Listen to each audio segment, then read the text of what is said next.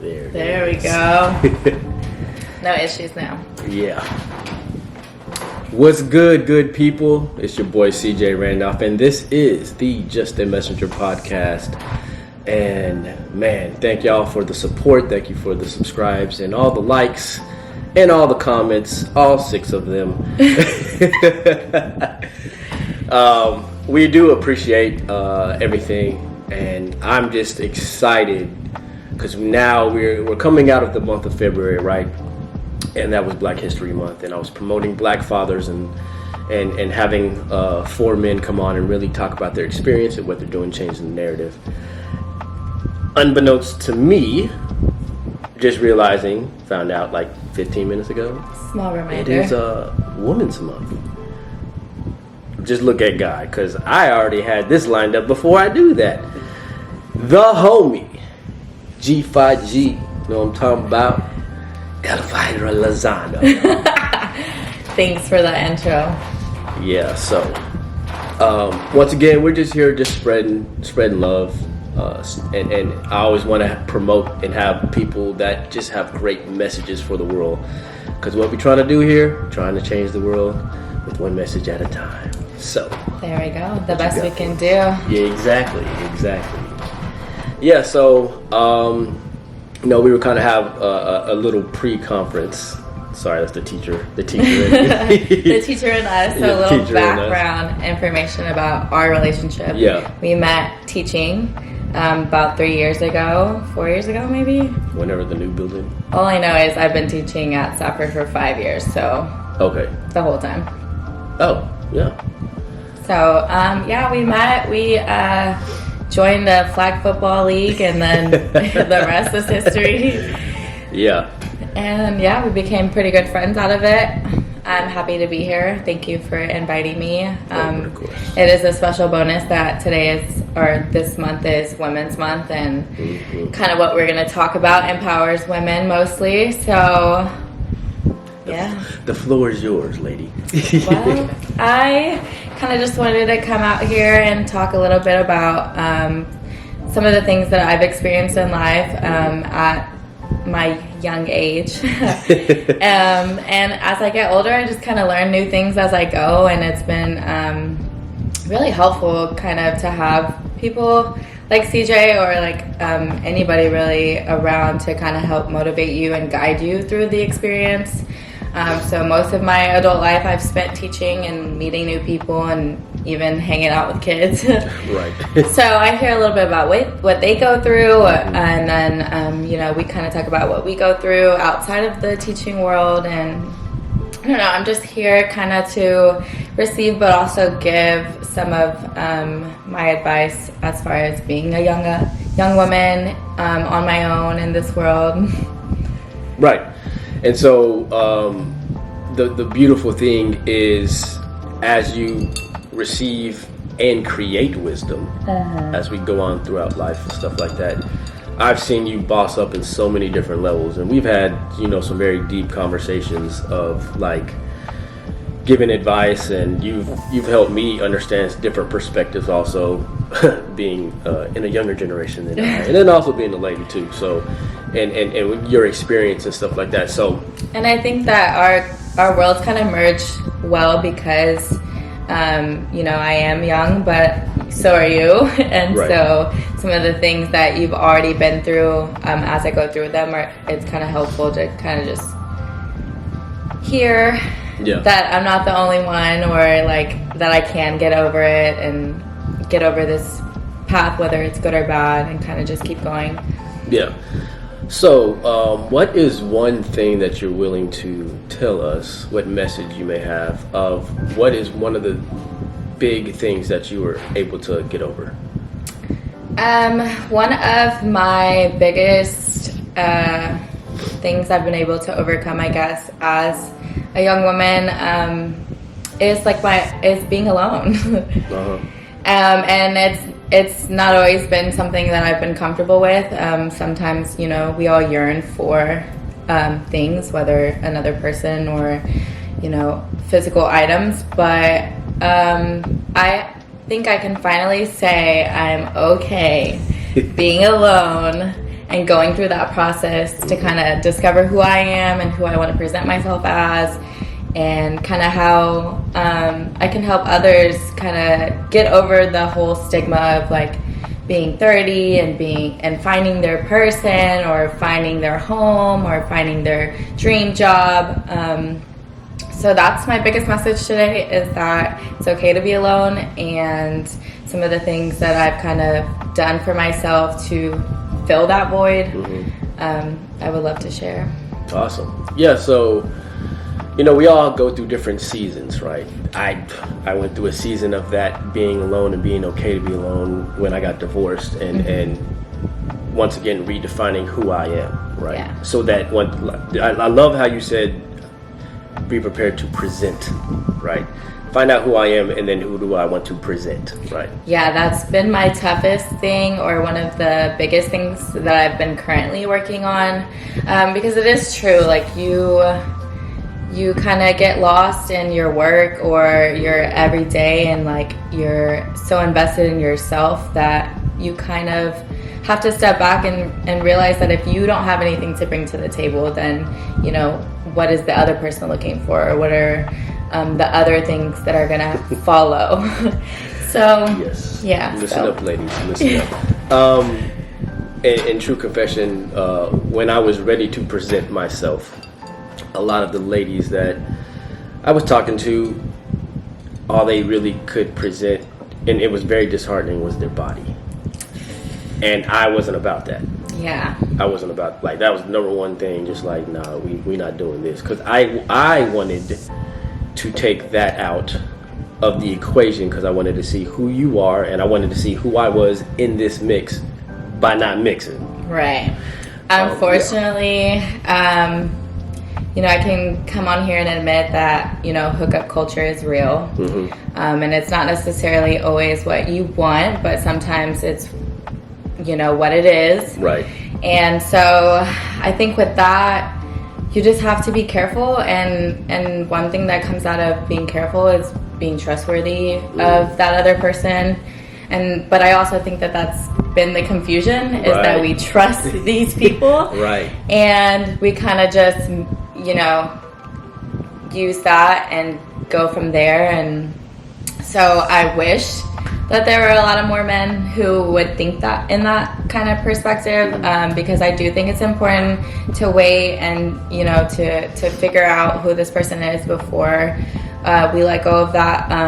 But unfortunately, sometimes it's the only thing that people want, and that's kind of what I mean by taking that step back and figuring out how you can present yourself. I've had to learn, you know, no more boys at the house. Right. Boundaries. we're not going to my house. We're not going to your house. We're going out and we're doing something, or we're having conversations that are difficult, so that even gets brought up before the actual act. And so, yeah, that's kind of some boundaries that I've made for myself, like wanting to be in another space, wanting to be in public, wanting to kind of have friends involved, just so it doesn't get there. Yeah. And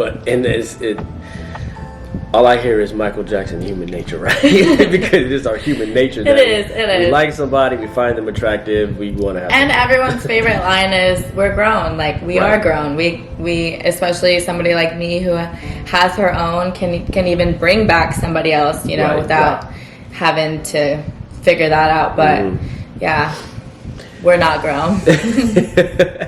Yes. Man, I'm so proud of you. I'm so proud of you.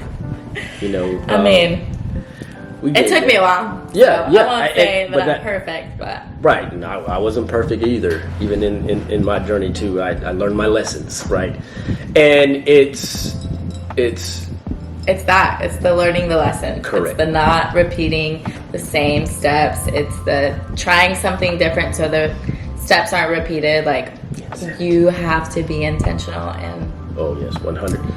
Especially with those boundaries. Yes. And I think, like, lines being blurred, that was one of my main things of, you know, trying to stay away from the physical aspect. Is I don't want that chemical balance mixture to blur exactly who they are, but then also in a reflection of who am I in the situation. Do I like this person because of this thing Right. that we've done? But I always was convicted of it. Because to me, in my faith and everything, I was like, that's a sin. You know you shouldn't be doing this. And then afterwards, you're like, Yeah. Lord. That's always the biggest one. It is a sin, and if you live from the Bible, you know, you're only meant for one person, and you know that's kind of hard to accept or even work towards. Right. You know, a lot of people don't want to put that work in, don't care about what the Bible says or what was done before them. There's just so many options now. Yeah. Like from going out to going online, like there's just so many different options where I truly feel like no one cares, and everyone's kind of let go of the idea of one person.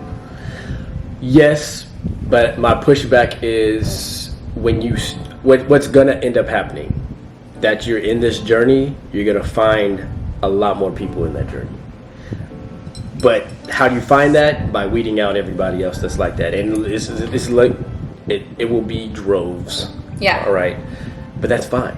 Yeah. Because once you set that boundary up, and those that try to push that boundary, you automatically know. To be there. Yeah. Deuces. Right? Yeah. Or I agree. Have a relationship with someone in a capacity of distance. Like, I'm cool with you. You cool people, but you're not gonna get into this space, right?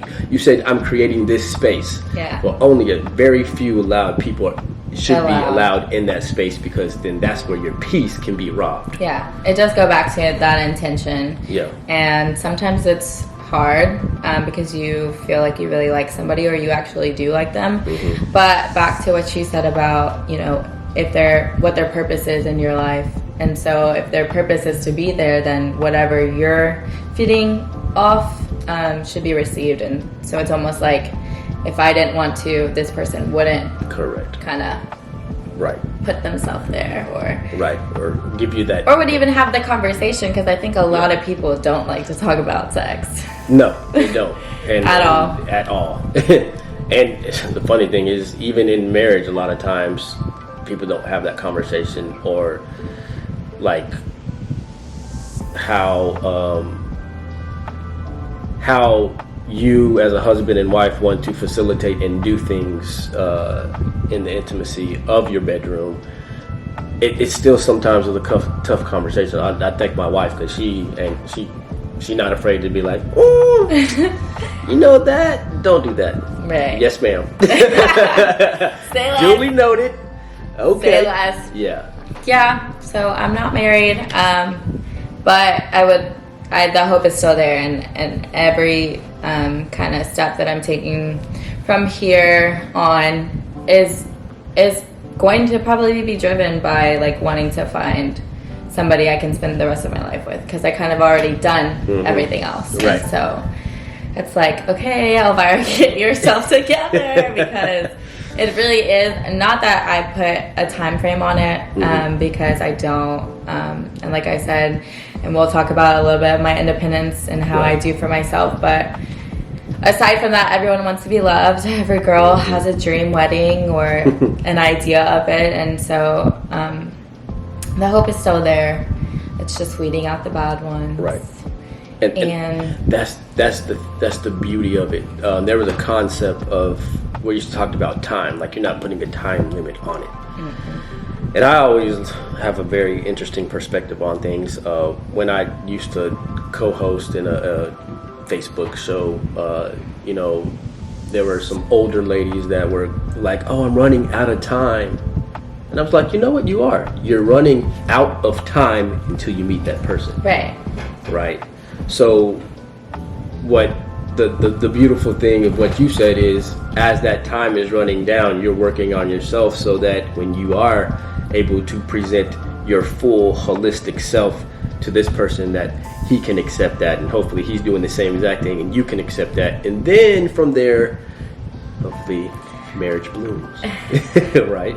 Of course. I think I finally got it down to a T, like the actual issue. Yeah. And I think for the longest time I felt like I was unavailable, like I was doing too much, like I was always on the go, that these unavailable men were the best option, or they fit kind of what I was doing, right. because we were both like in and out, in right. a sense, like I see you now, I don't see you the next time, or you know, whatever the case may be. But I think that that's like what I'm realizing is that just because, or figuring out how I can be available instead of being unavailable, or what that even means, because saying it out loud is a little tricky, like to explain. Yeah. But basically, if I'm always on the go and I always have something to do, I always have someone to see, then somebody who doesn't put in that time or effort is going to be okay for me, because I feel like, well, my time is spent other places too. So let me just accept the little time that you have, right, instead of, you know, where two worlds will just perfectly merge and you just kind of figure out your schedule from there. Yeah, so time availability. Oof. You are a very, very busy woman. And to be honest, I hate it. I absolutely hate it, but it's necessary. Like the lifestyle that I want to live or have kind of requires me to work a little bit harder, and it hasn't always been easy, but it's been natural. It's been pretty natural for me. You know, my mom was an independent woman. You know, I had my dad by her side, but my dad was in a profession where, you know, he could have a gig one day and not have it the next, and so my mom was just getting to the bag. right. Getting to the bag, and her work ethic was just like crazy, like just crazy inspiring, really.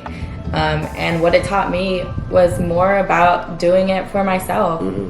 She didn't necessarily have to do it for herself. You know, my dad was there for us and for her, but just the idea of being able to do it for yourself was kind of like, that's how I perceived it. Like, that's just how I saw it. Yeah. So did she necessarily have that conversation with you about like being an independent woman, or that's just literally what you saw? It's literally just what I took from it, because I mean, she was just also in a profession as a police officer, and you know, in a profession where it required her time and more effort than just, you know, I'm not saying that a desk job is not just as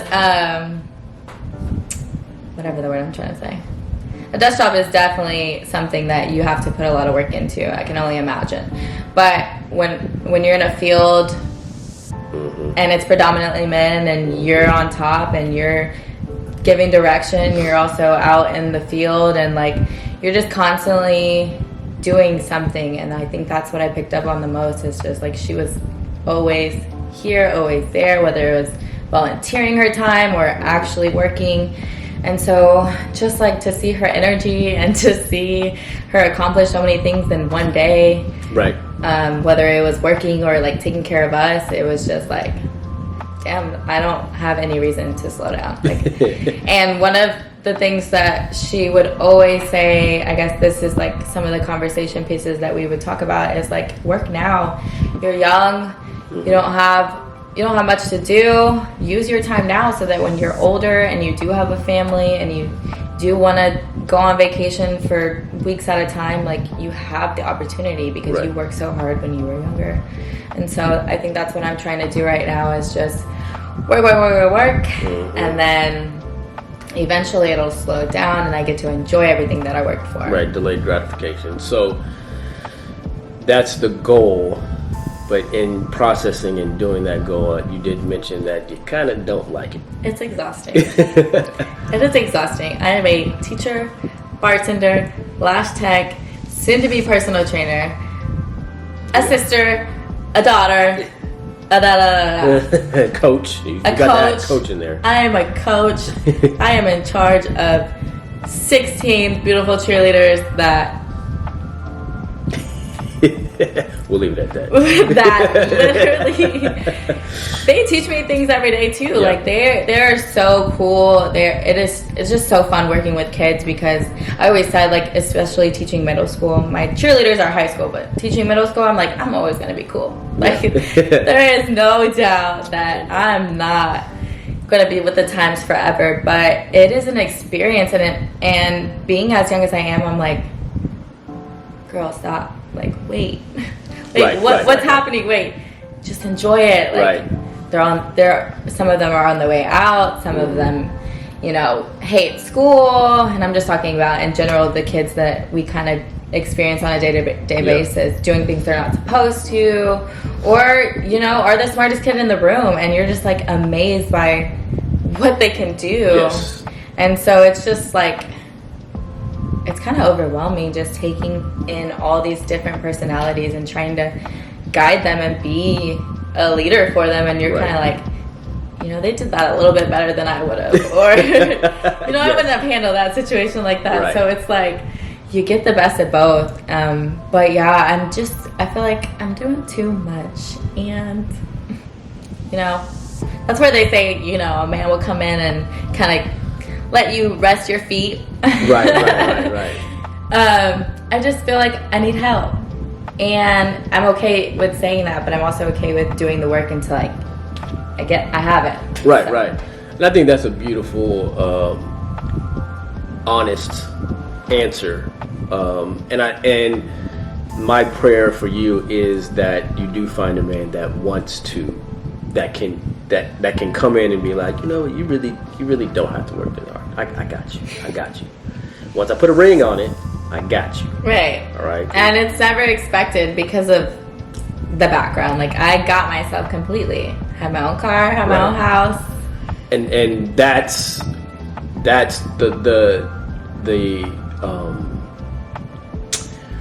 what's the word I want to say on his part. I'm just trying to. My experience with me and the wife was, listen, you got yours. Can you handle yours, and I can handle mine. We've been doing this separately, so why can't we also do this together, right? Yeah. And so that was that thing of independentness. Yeah, that's how I imagine it. People living, because it kind of sets the standard for what you want. Obviously, I'm not saying that I can't build Amanda up, but at this grown age, we should have our own, and it's about two worlds coming in and kind of merging together. Maybe not perfectly, but just seeing how we can cut out this and incorporate that, and and I think making those boss moves together. Oh, there you go. Yeah, and that's because if I already feel like I'm good and I'm where I'm at, like, a man can only elevate me from here. There we go. And it doesn't necessarily have to be a man. And I think that's more of what I really want to put out there. It's not that we need that to be on top. Correct. I just think that it's what God wants for us, and so we all look for that more as. I want to look for that more as a partnership than as an item that I can possess. And he should not want to possess you either. Right. And that's where that mutual understanding. And the thing is, there's someone out there. Yeah. There's someone out there. Gotta be. It's very funny because my dad was like, I had boundaries, and then I also was like, I ain't talking to nobody at my church, no one at my work, and no one at my gym. And that's 95% of the places I was at. And then the online thing sucked for me.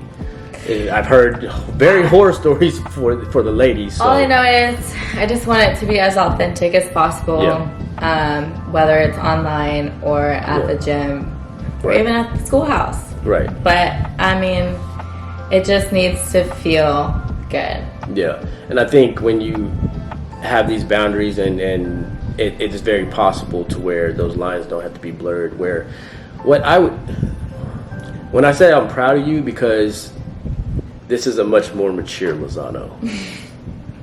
This is the most mature Lozano that I have had a conversation with. This is 29-year-old Lozano about to turn 30. Oh, okay. She is grown, and she has grown, and I think, dang, I was 24, maybe 25. Yeah.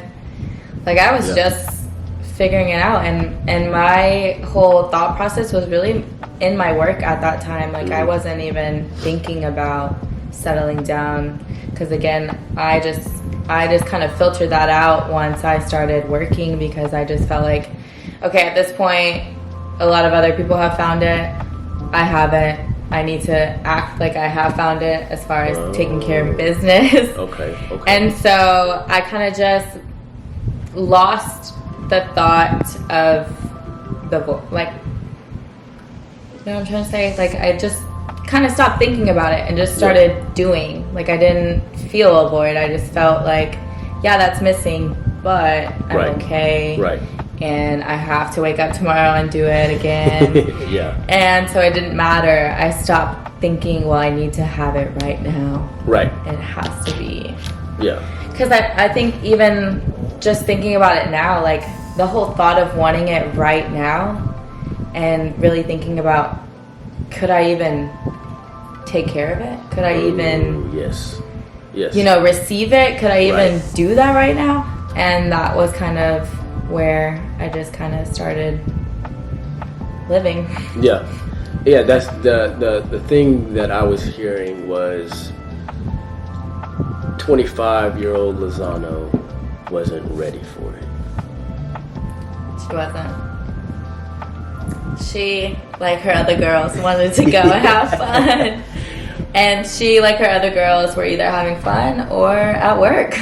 Right. And there's nothing wrong with having fun, but let's clarify the fun part is, you know... The fun part is going out. The fun part is not caring who you end up with. The fun part is just going on dates to go on dates and not really, like, interested in the person, just wanting to, you know, have the time. Right.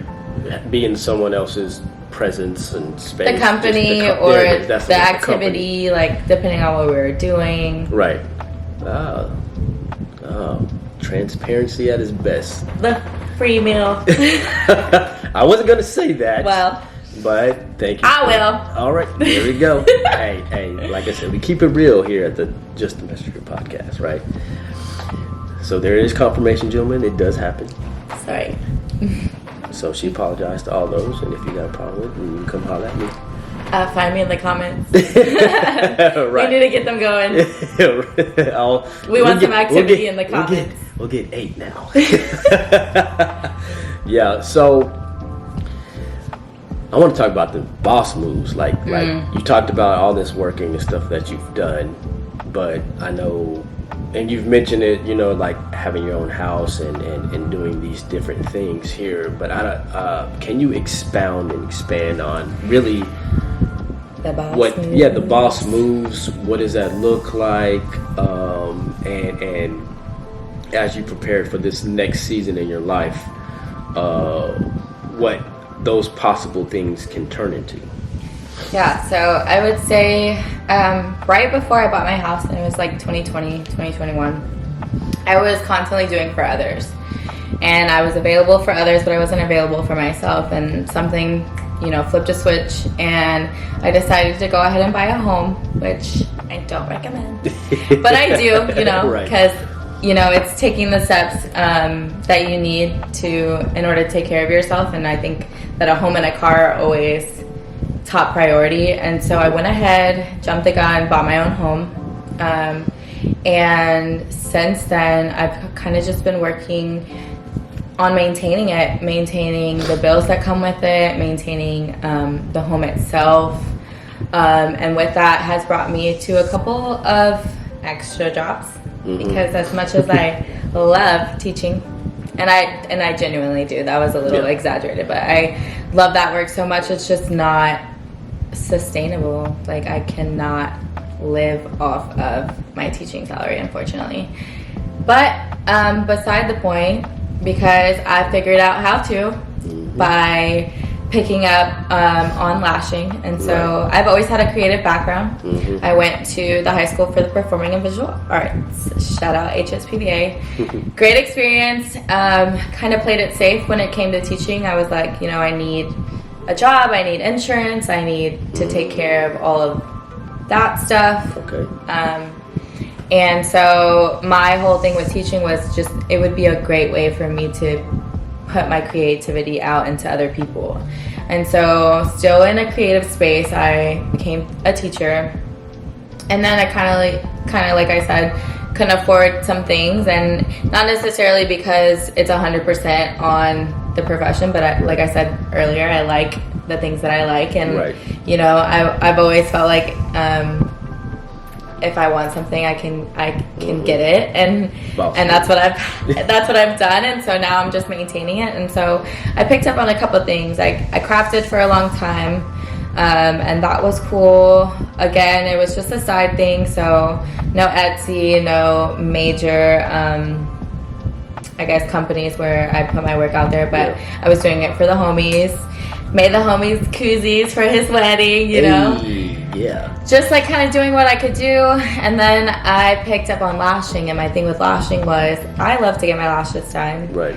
And so if I learn how to get my lashes done, and I know somebody who does lashes, we could do each other's. Right. And I cut out that expense, and I'm doing something that makes people feel beautiful and is still kind of that creative outlet, because it is an art and it is hard. And shout out to all the full-time lash techs, because I learned a lot during or picking up that trait. And then of course I've always bartended. Bartending was how I survived college. And it's fun and it's easy. It's more about that fast money. That not doing something too crazy for some change, but again, it's conversation with people. You meet new people come in and out, easy. And then quite recently I became very, very, very in love with working out.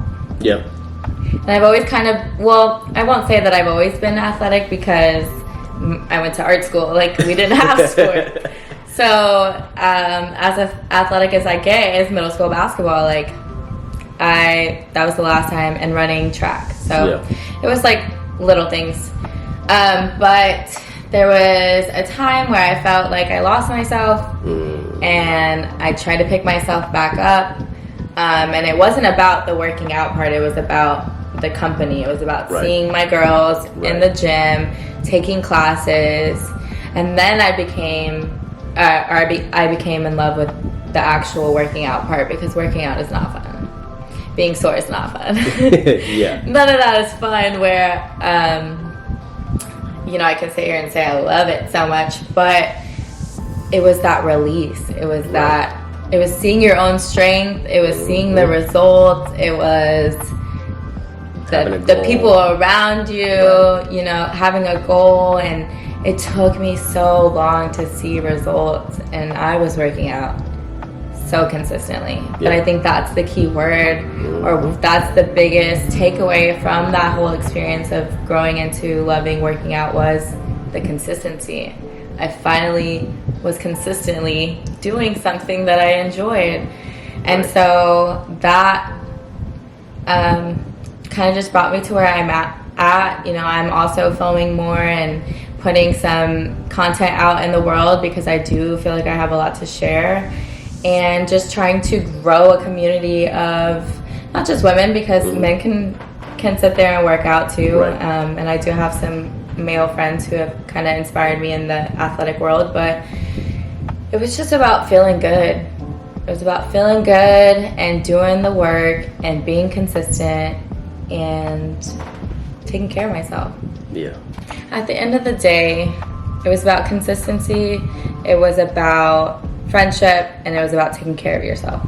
And so with that piece of taking care of yourself and being healthy, we kind of fall back into, okay, I am this boss person. I do look good. I do feel good. I do dress good, because that's a part of it. You gotta look good. Just for yourself, like, I genuinely feel so good when I can just put a good fit on, or like I don't know. It's the little things for me. It's the good hair day. It's the perfect coffee in the morning. It's just, what makes me feel like the day is worth having. Right. Ooh, yeah. Yeah. So I heard so consistency, community, and care for yourself, right? And then, the little things. It's, oh man, we could talk about the little things for like ever. I think that's what we get away from. We get away from the little things and we want the bigger things. And if we would just nurture the little things, then they will grow. Right. Like that monster in the corner. Right. The beautiful thing, when you start talking about the little things, the word gratitude came to my head. And I think that's such a concept that we hear often, but we don't necessarily understand its power. You have to have gratitude. And I think gratitude and intention go hand in hand, because you will feel gratitude from things that you want to experience or set out to experience. A lot of people limit themselves, and I just think that you shouldn't hold back and you should go for whatever you want, even if you think it's unrealistic. It's almost like that extra pressure kind of is that extra drive to get there. Right. I have started to be very, very grateful. I've always been very grateful. Grateful for life, grateful to wake up in the morning. Never felt without. And so with that, just knowing that my parents worked really hard to put me here. Right. Or that I am here because of my parents, that's always given me the confidence and the drive to do something. Yeah. Anything anything but fail. And I'm not saying failure is not an option, because you will fail at times, but it's almost like that pick yourself back up. Right. That don't stay there for a long time. Right. Don't take yourself in a state of depression. Don't take yourself in a state of, I don't know, don't grieve too hard. Don't lose yourself. And I think that's where living in the moment came from too. Right. Be grateful that you're here. Right. Be grateful that you're here, and it could always be worse. It could always way worse. Yeah. And so I've just never thought that, I was in a space to even feel those kind of things where I sunk, Right. I just kind of just kept sailing, and if I wasn't sailing, then I was thriving. And when I'm not thriving, I go back to sailing, but never sinking, never stopping. Never sink, never stop. Quote me on that. Oh, like I said, you are the messenger, right? You dropping messages, gems, right? Oh man, this has been. Yeah, I was really nervous about this, actually. I was like, what if I go blank? What if I don't know what to say? Then we just gonna be silent and wait till it happens. Right. Like I said, we just having a conversation. You just dropping messages, and whatever happens, right? And that's the beauty of what I've always felt, and I wanted to create. Yeah. With this channel is just literally, let's have a conversation about positivity, about your life, what you've experienced, because someone out there will learn something. Yeah. If it's just one, it's okay. I've learned something. So, mark success already, right? Yeah. This is success because I've learned something, right? So, what would you, after all of this conversation and all of the gems that you have delivered, maybe summed it up or whatever, what would you say would be your message of the moment? My message in the moment would be that it's okay to be alone. It's okay to feel like you have to work a little bit harder than the others. It's okay to experience things or people and it not go the way you imagined. And time is not waiting for anybody. And I will say it's so crazy to me how time flies. Mm-hmm. There's really no limit to your success. There's no limit to what you kind of set yourself out to receive or seek, and like just do you, and try not to be in your head too much. Try not to think that, because somebody else is getting it before you, or because it comes easier to others, that it's not going to happen for you. Comparison trap. Yeah, I was just thinking, like, competition is real. Mm-hmm. It's crazy to see two people in the same seat fighting for the same things compete against each other, when really they could be working with each other. Right. And kind of making what they saw as the vision something bigger and greater. And so just receiving experiences, learning from your mistakes, trying something different, setting those boundaries. Right.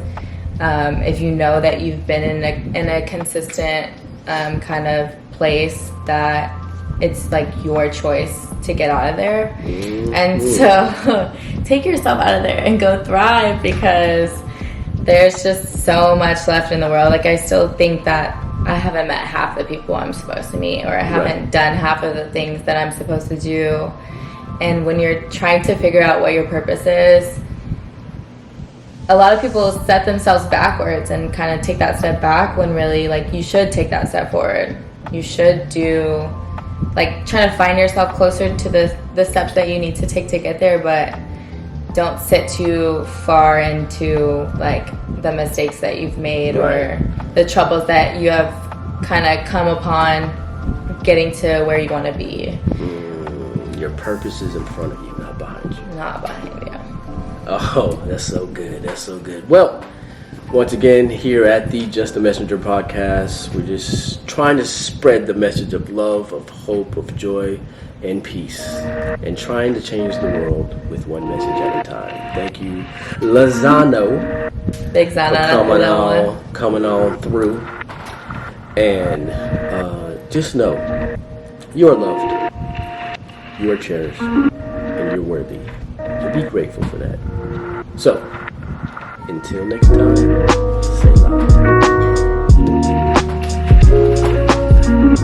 Selah.